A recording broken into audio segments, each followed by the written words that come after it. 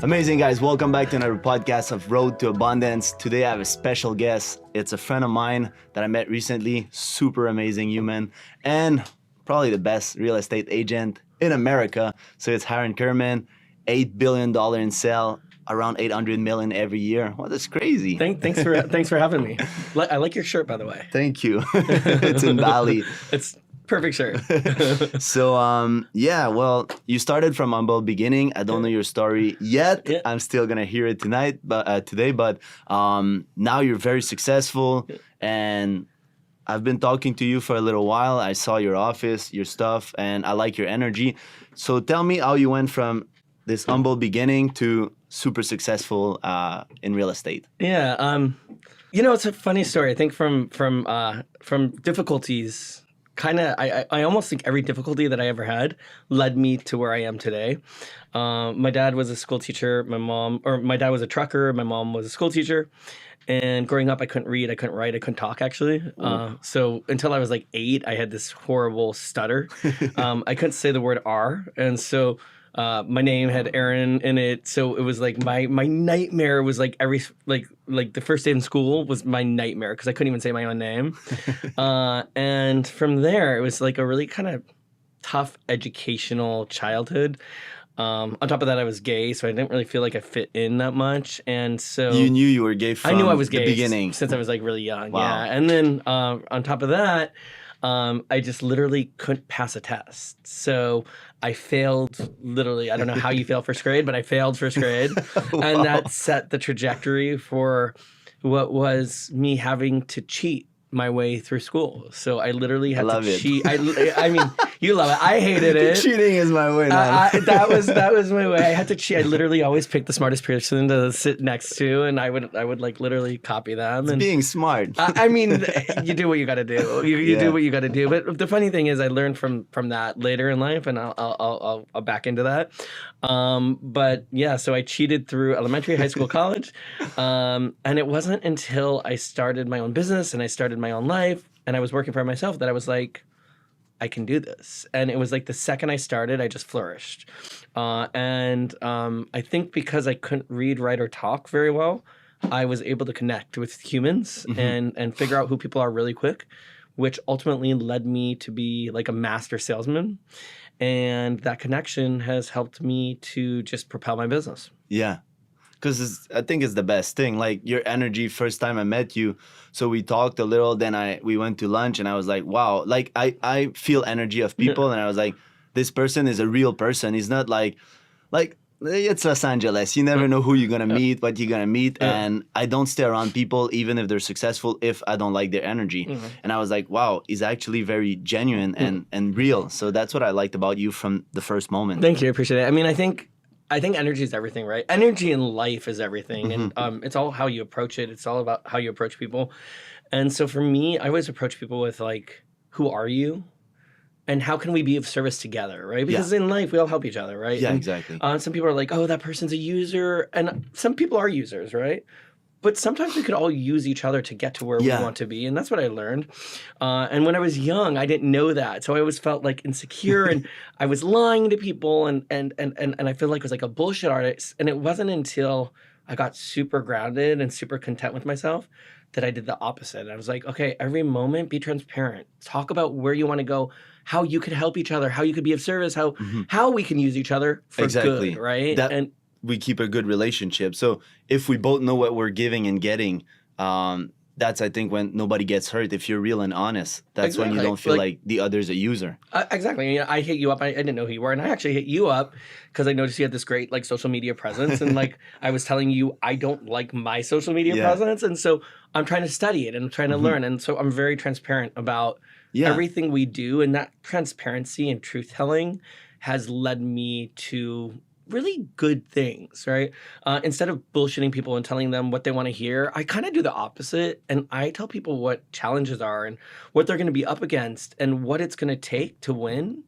And I feel like people really appreciate that truth. Yeah. And especially nowadays, like it's been shifting more and more. And like the true people, it's who going to make it and who long-term is going to be winning. Yeah. Yeah. Well, I think the world's elevation has gone really high, right? Yeah. I think there was a moment when like it was a very superficial world, right?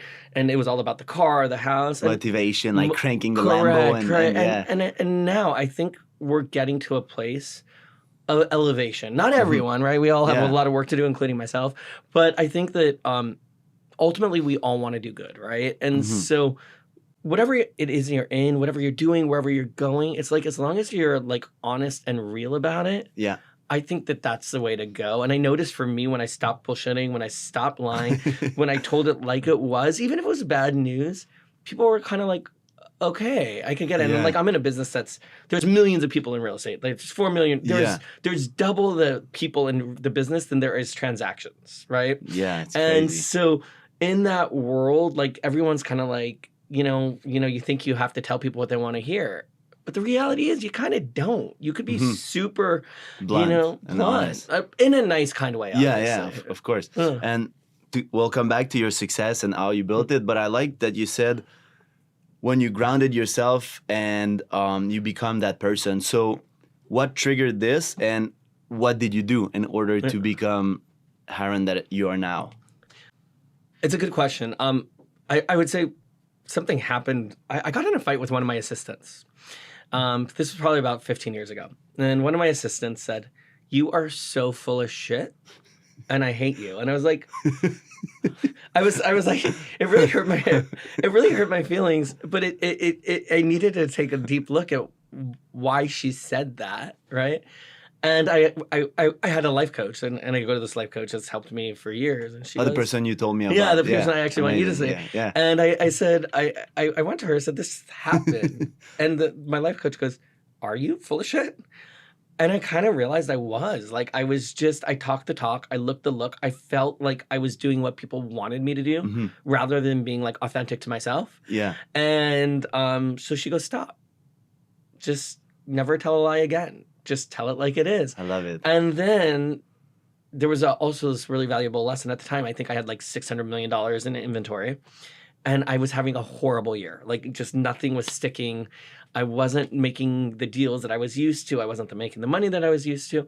And she goes, "Stop lying and get rid of the people that are bad. Get rid of the people that in are your business or your life." And it was in business at this point because I had all these clients. I had $600 million in houses and nothing was selling. And she's like, "Obviously you have a bad group." And so I thought about it, and I don't always take her advice, but I took her advice and I fired every single client I had. I fired them all. So I went from having $600 million in inventory, which is like, if you do the math on what we make per deal and commission. It's a lot of money. It's a lot, millions, like millions and millions of dollars. Yeah. I let it all go. And I remember thinking, holy shit, I'm at zero. Like I have zero now. What am I going to do? And what I learned was I just kind of went in with that straight talk, walk the walk. And within 3 months, I had another $600 million back. It was all flowing. I was killing it 3 months later. And the lesson that I learned, and it was a really valuable one, is it was kind of like know your people, like know who you're going to like, know who's going to like you. Yeah. And if you know that they're not your people, it's okay because you're not going to be good for everybody. Not everybody's going to be good for you. So as long as you can like find the people that you are going to be good for, you will be successful. That's crazy. It's like manifestation. It's like a big failure. We see it as people see it as a failure. It's more like a step back. You reorganize your life and then you were ready to the next level. And 3 months you were back on track. Yeah.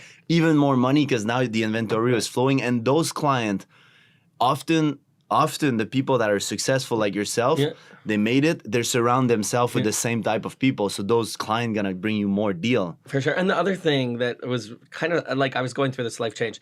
And I think that from life change comes amazing things, right? Like from failure comes greatness. Yeah. I was a director of one of the largest, most prestigious luxury real estate companies in the country.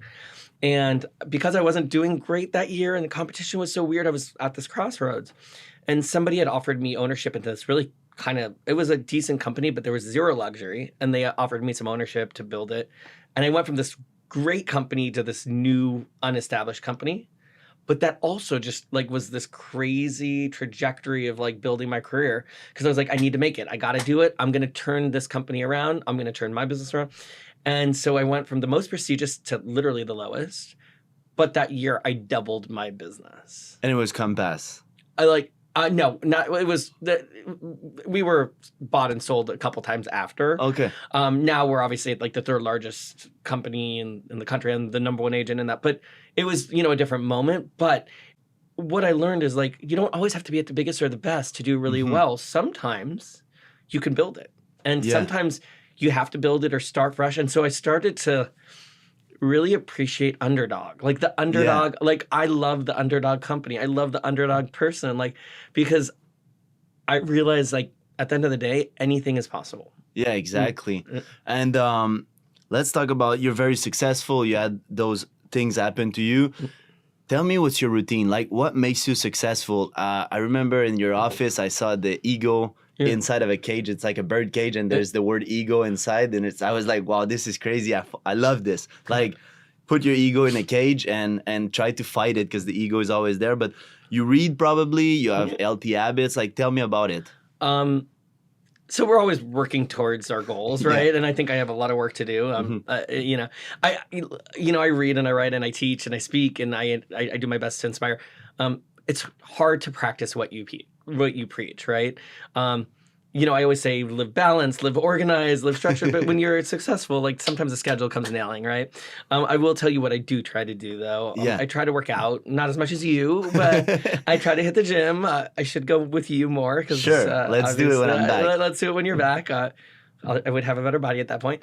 I try to meditate. I think meditation is super important for grounding.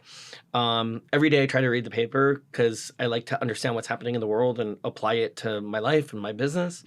And what's the most important for me is starting my day out right. I notice if I just wake up and I start doing business and I'm on the phone, I get into the zone of feeling like I'm backward. Yeah. And so if I start right with meditation, swim, gym, newspaper, I start my day feeling great. Grounded. And I can take all that grounding energy and turn it into success. That's amazing. Yeah, the morning routine, I feel the same. If I jump on my phone when I wake up, I feel like my day is not going as well. Like if I wake up 2 hours before, an hour before, and I start the day and I ground myself and I read and I do my meditation and stuff, you start the day like manifesting what you want instead of having life tackle you. And I'll tell you the other thing I try not to do. You're not going to like this though. You're not going to like this. I try to stay away from social media in the morning. It's good. You should. Social media can be like an amazing tool, but it also can be a tool that can be competitive, right? Yeah. Somebody is always better looking, richer, more successful. And so what I try to do is run my own race and figure out what my agenda is today and where I want to go. And if I'm looking at other people's agenda or if I see my competition or if I see this, all of a sudden I'm in my own head, right? I'm like, and then I'm not running my own race. So I try to run my own race, figure out where I want to go, not let the external world affect it, but then study the external world to make sure that I am where I need to be as well. Actually, I love it. That's what you should be doing. Like, even me, if I jump on Instagram when I wake up, it's not good to start my day. I get distracted, girls, car, all this stuff. And remember, coming from 1.5 million followers, I feel like you're pretty busy on Instagram though. It's my work, so I tend to lose time on it. Like I shouldn't be, like that's my goal. When I come back from Canada, new apartment, new routine, and in it, no cell phone in the morning for the first 2 hours. Like no Instagram, no nothing. Because it actually distracts us. As you said, we look at other people and they only put the best. Right. So we think they have the money, the cars, the this, the that, but a lot of them are not happy. And it was like Dan Bilzerian. I saw a video that he was like, it's never enough, girl. It's never enough money. And he was so unhappy. And he's like, I opened 2 years. I'm not in social media anymore. And I quit all this world. And like for a lot of guys, he was like the man. Well, I think people look at other people as judges, but I think at the end of the day, like, most important is liking yourself, right? If you don't like yourself, you're going to suck for everybody else. And so one of the things that I always try to figure out is, like, what is right for me? And what am I going to, like, people cheat, people lie. Like, it's part of life, right? And we're humans and we're going to make mistakes. And that's normal. That's a normal human part of life, right? But what I realize is when you do things that are not good for yourself, knowing that they're not good for yourself, ultimately it's going to come up in a different way. And the older I got, the more I realized that the more clean I live. And by the way, I'm not like perfect, right? But the more clean I live, the better I will feel about myself. And Mhm. as long as I feel good about myself, I will do good things. Yeah.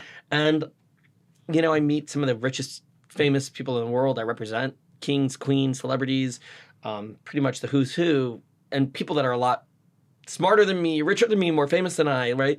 All of these things. But when I look at them, like I feel super content. And I think that that level of comfort makes them comfortable.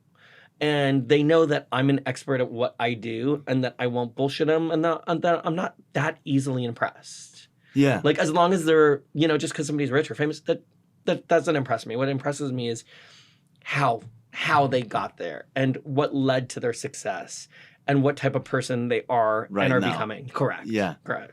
But that's good. Nobody's perfect. Even me, even if I preach all that life, I have day that it's not a good day, or I have days that it's like we're all working towards it. Like if people were perfect, there would not be evolvement. Like no But I don't know journey. about you. I feel like on those days, like I'm the hardest critic for myself, which I teach not.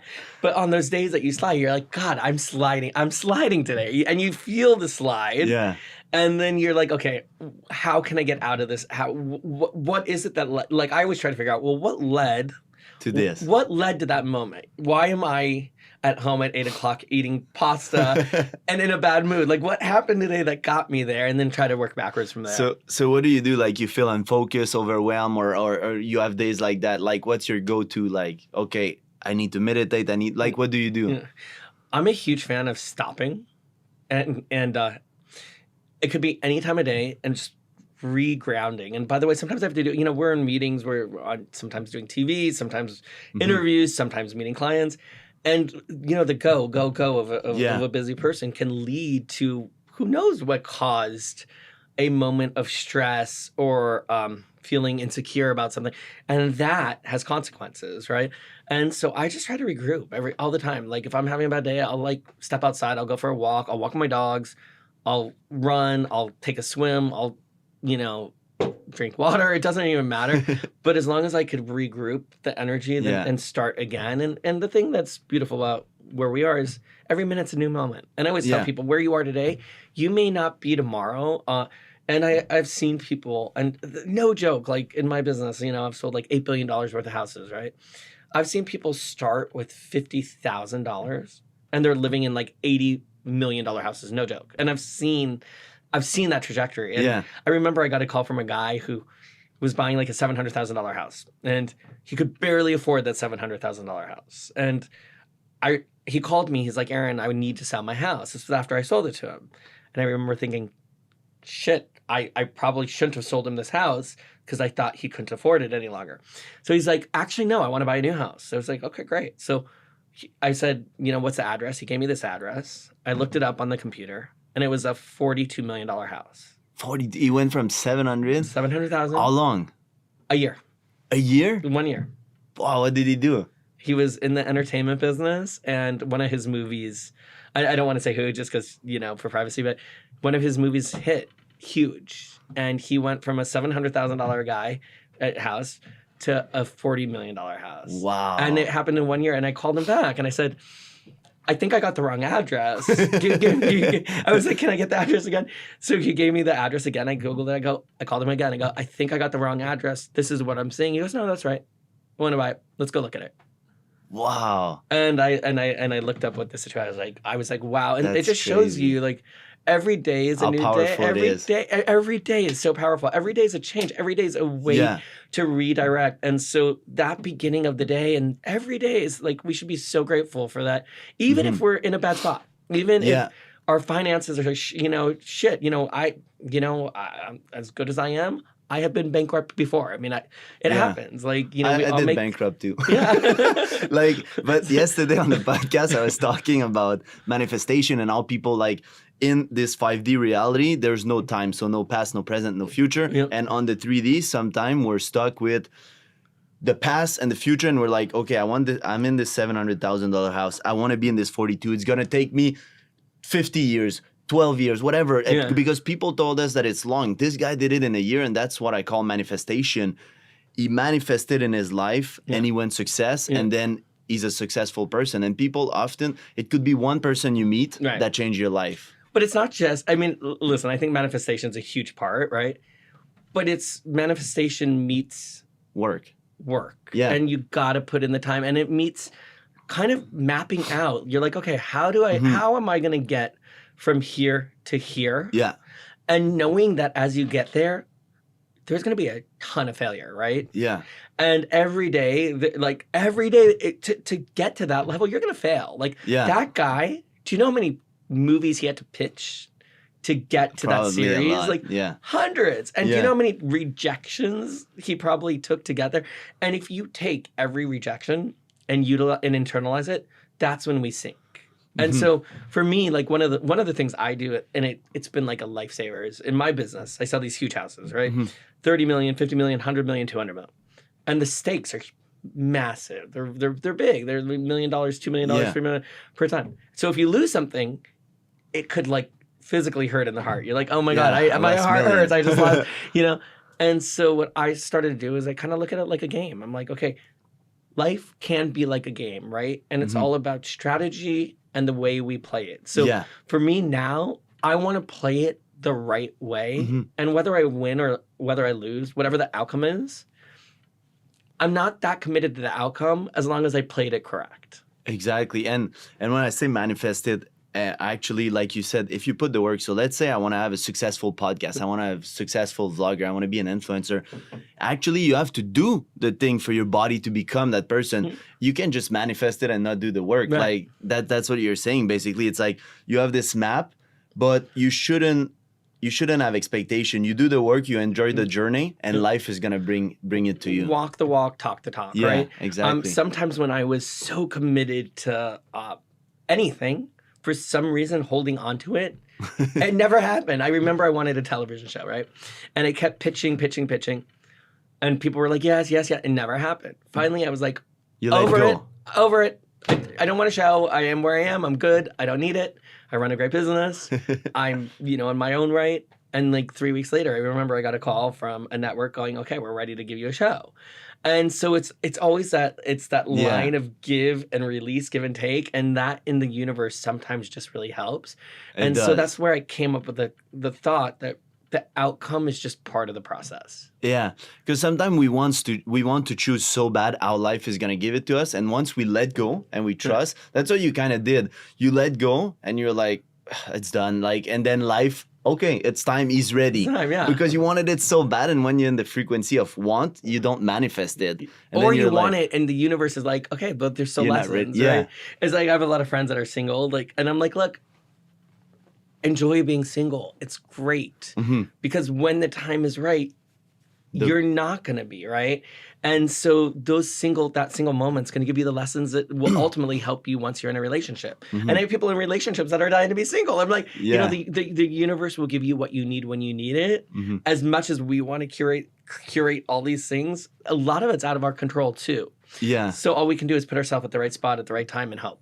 Yeah, a lot of people are like, I want to be in a relationship, this and that. Just live your life. Stop searching. Stop expecting. Like every time you meet someone, like, is he gonna be the one? Like a lot of people are like, oh, love happened unexpectedly. Like you just met the person. I remember I wanted to be in a relationship and I was like having fun though. I always have fun, right? So I never was that committed to the cause. But I remember the time that I was least interested in meeting somebody. I was on a beach. I was in Brazil. I was with my friends. We were having so much, was when I met my boyfriend. And so life has that way too, right? Where you just Yeah. kind of like, it happens. But I would say that being joyous in life and just enjoying every moment. And I know this sounds corny, but like life is short, is. it's short. It should be. And every day I remind myself, I'm like, be playful, be fun.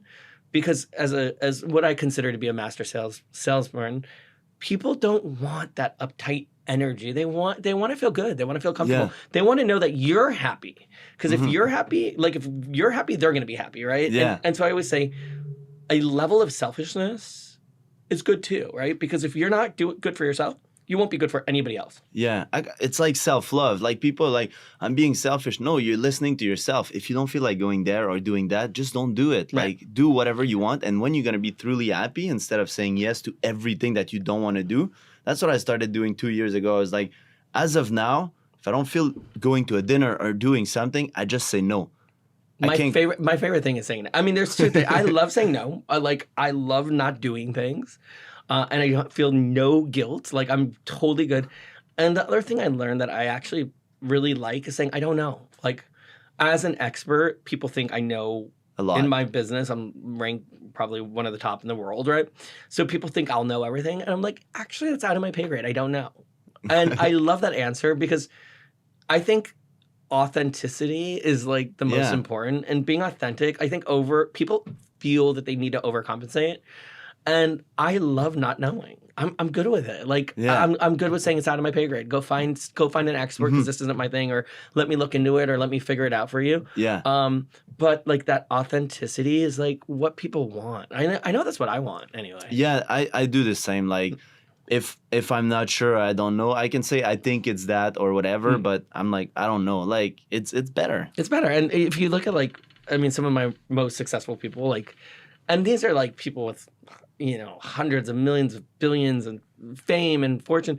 Like some of these people are the greatest, coolest, most chill people. And because they're just so authentic in their own skin and take it or leave it. Right. And, Yeah. and I think that attitude is what really works. I see a lot of people in sales and they try to put on a facade of like, like Fake it until you make it, kind correct. of. And by the way, there is a theory that can work. And I'm not that opposed to it as long as you're not lying along the way. Yeah. I would say like more present yourself good. So Yeah. it's okay to have a nice car. You don't need the fanciest car. You can have a nice car Yeah. that you can afford. Nice clothes. You don't need to be all dressed up. Like you said, that's like authenticity. If you feel like you feel good doing it, then do it. But like that would be your advice. Like let's say that people want a business and stuff. Like you would just say be yourself. authentic. Be yourself. I mean, I will go into $100 million appointment looking like this.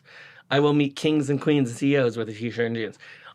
I realized for me, I don't want to feel like I'm at work. Like I don't like that vibe of feeling like I'm working. Yeah. So for me, and I work a lot, so I was like, fuck it, I'll just wear a t-shirt. I like that. I'll wear jeans, and that will make it more casual for me. And the day that I did that, I remember I went on a $100 million listing with a shitty t-shirt. And I remember my friend was like, "Are you going?" One of my staff was like, "Are you going on that appointment?" Like that. I was like, "Absolutely." And I went in and I got it. Like, and ever since then, I was like, "Okay, I feel good being casual. Some people feel good being dressy. Whatever makes you feel good, you should do." Exactly, because it's gonna show in your energy. I'm like you. Like I never been like I was in fitness, so I was happy to always kind of be in jogging and stuff. But when I was like younger, I remember one of the guy I was looking up to was Richard Branson. Okay. And I liked his philosophy because everybody could wear jean Yeah. and t-shirt at the office. And me, I was working at the bank, Yeah.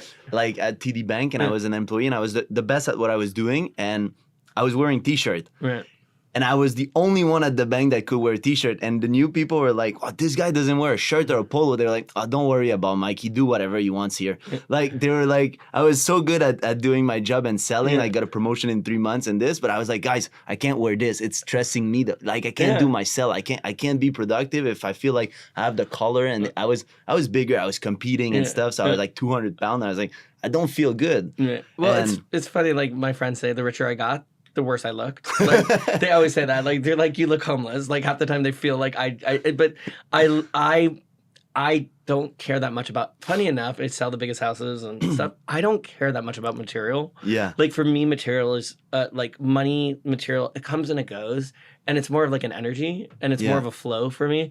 And so I think that that's also a really critical thing for success, because a lot of people put too much emphasis on Looking on rich. on looking or feeling or being, or like, the truth of the matter is that car or that house may or may not give you happiness, because you have to have happiness from other sources. Yeah. Otherwise, it either will or it won't. Do I love my Exactly. house? Yeah, I like my house. Do I like my cars? Sure, I like my cars. But do I identify with them? Like, do I make them as part of me? Absolutely not. I enjoy them, but it's not my defining factor. I like that about you. Like, I'm simple like that. Like it's cool if you want to buy a Louis and you can afford it, buy it. If you want to have nice Porsche, I drive a nice car just because I like cars, but I could sell it tomorrow and I don't feel bad about it. It was days that I didn't have it. It was days I couldn't even pay rent. So I went from nothing to making money, and I had both a lot of money and no money, and I'm like, you need to feel good for yourself. I remember I grew up, in a very modest family, so my parents never had a luxury car. And I remember I was like 17 and I wanted to get into real estate, and I said, "Mom, I need a Mercedes."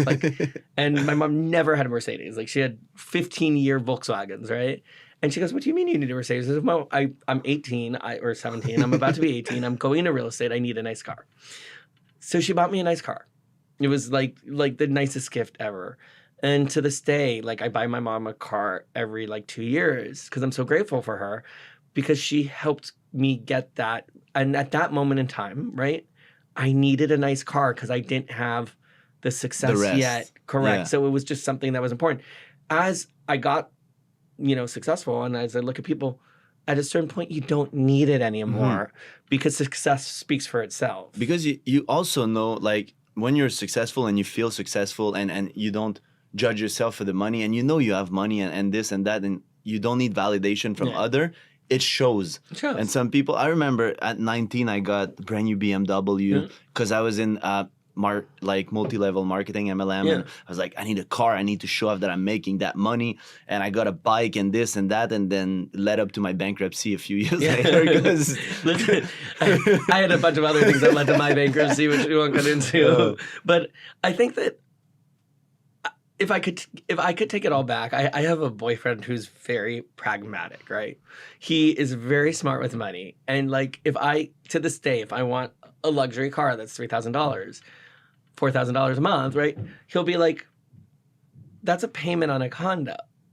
And he's right. Like, that's a payment on a condo. And so I think that we as a society put so much emphasis, and it's weird because a lot of my world is material, right?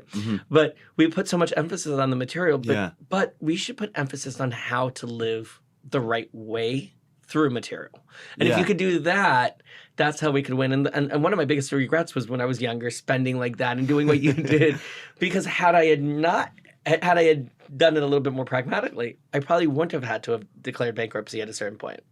But I love it because when I looked back, I was like, fuck, I made like 400,000 or 500,000 and I have nothing left. And I was popping bottle and doing stupid stuff and going to the restaurant with my girlfriend. And it's how I was bringing her every day because I wanted to prove myself. So every morning at the breakfast, and then I lost my business because of her and this and that. And I was like, wow, that everything led to. So let me ask you a question. So you must have felt insecure around her if you were trying to impress her that much. Yeah.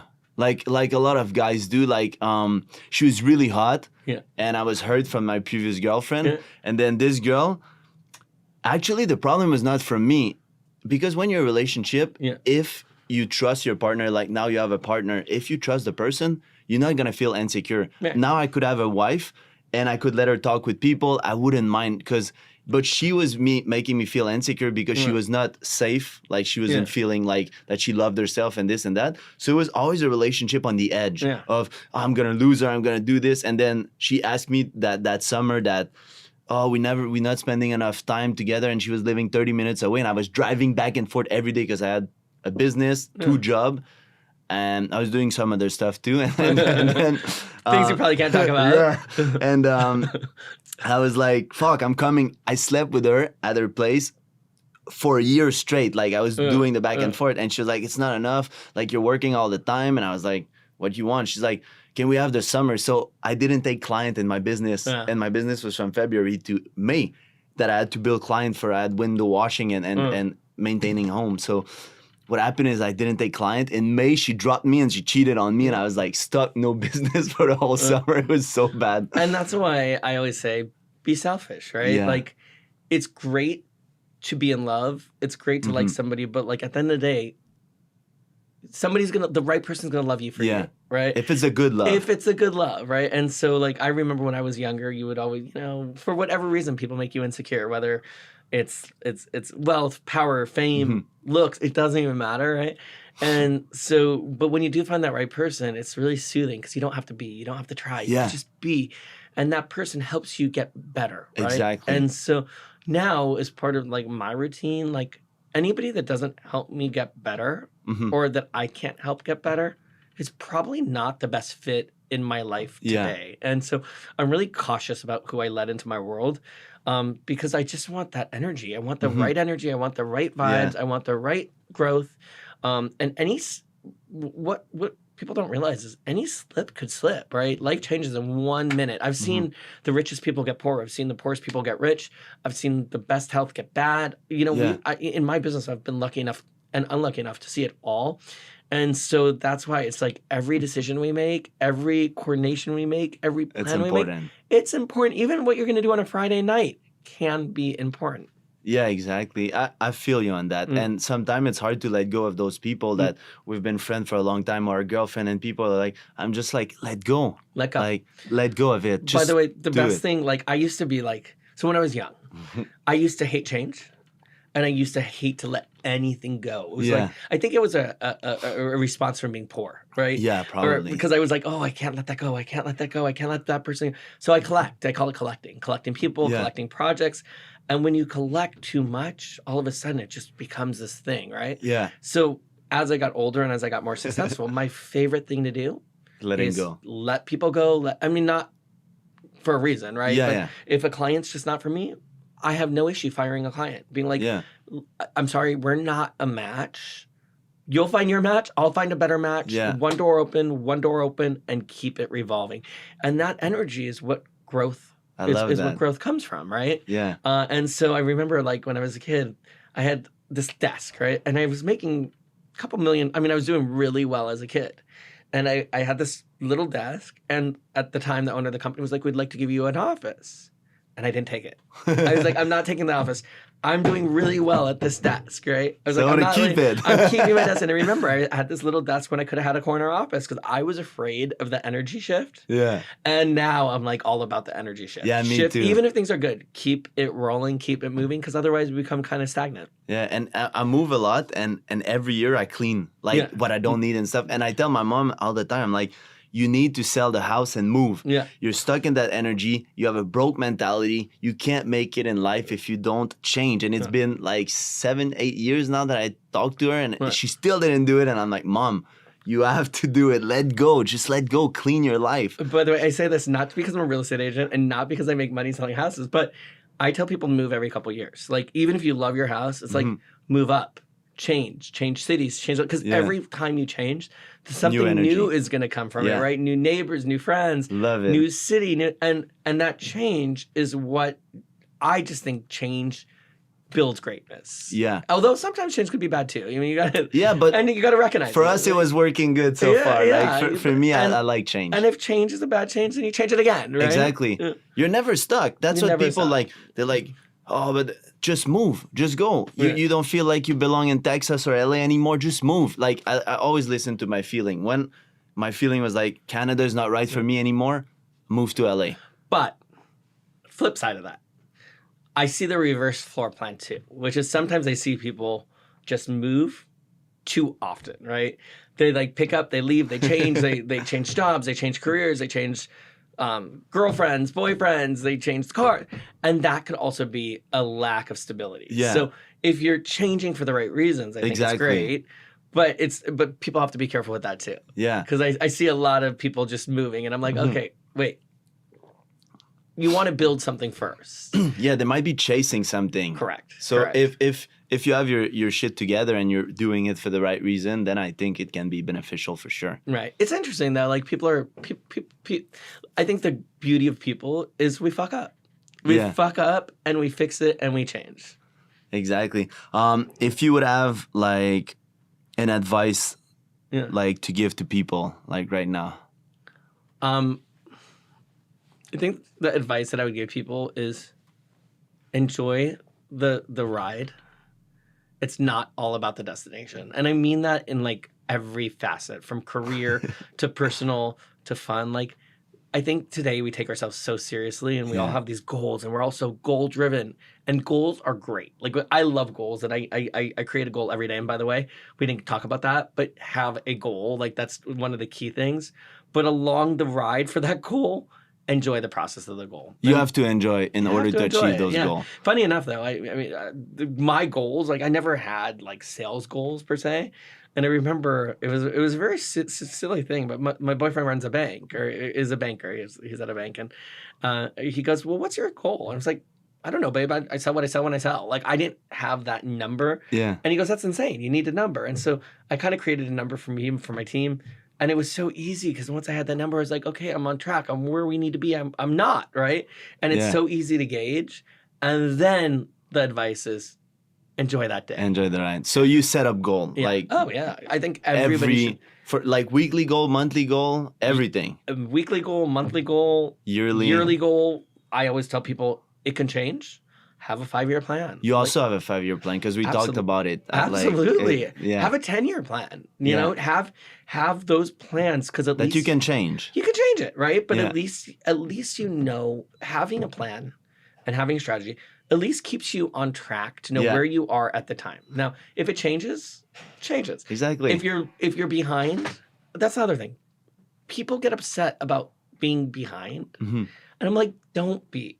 Because it's a long race. Yeah. And recognize it's a long race. I see people all the day that have that run the short race, and the short race very seldom wins. Yeah. Very seldom wins. It can. I mean, it can, but I don't see it very often. Yeah, I prefer the long run, and it's like building a house. You need a plan. You need a foundation. Then you can change if you're building and you're like, I want to add this or this or that. You can always change, and there's nothing wrong. And also pick the right people to grow it with, right? Yeah. Like, and if you fucked up and you picked the wrong people, start again.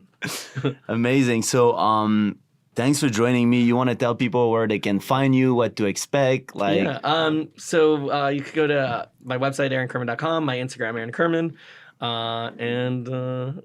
Thanks for having me. It was just super fun to hang out with you. Thanks for coming on a podcast. I hope people enjoyed, honestly.